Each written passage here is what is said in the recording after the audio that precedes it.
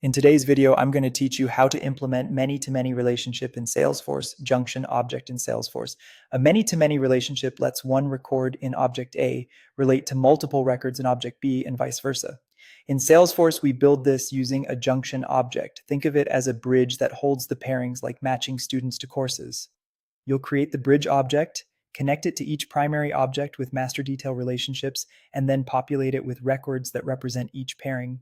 Start by signing into Salesforce and opening the Lightning experience. Click the gear icon to open settings, then choose the full setup view.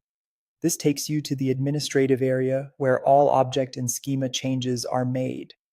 From Setup, open Object Manager. This is your hub for creating and managing objects. Click Create, then choose Custom Object. You're building the junction object here. Give it a clear label that reflects the relationship it represents, such as student course enrollment or account contact link.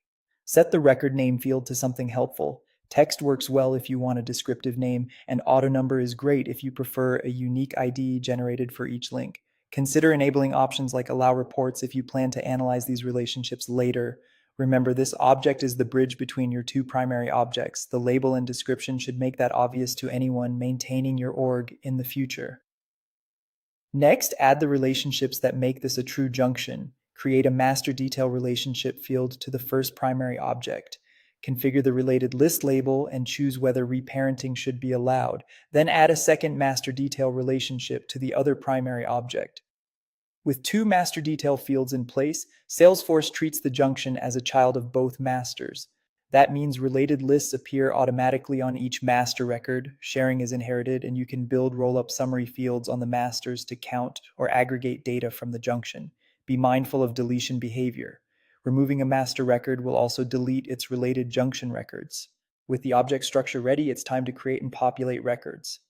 Open either primary object, go to its related list for the junction object, and click New to add a link. Select the corresponding record from the other primary object, fill in any additional fields you created for the relationship, and save. Repeat as needed to represent all the pairings. You can also create junction records directly from the junction objects list view if that's more convenient. That's it. You've implemented a many-to-many relationship in Salesforce using a junction object complete with two master detail relationships and real data to prove it works.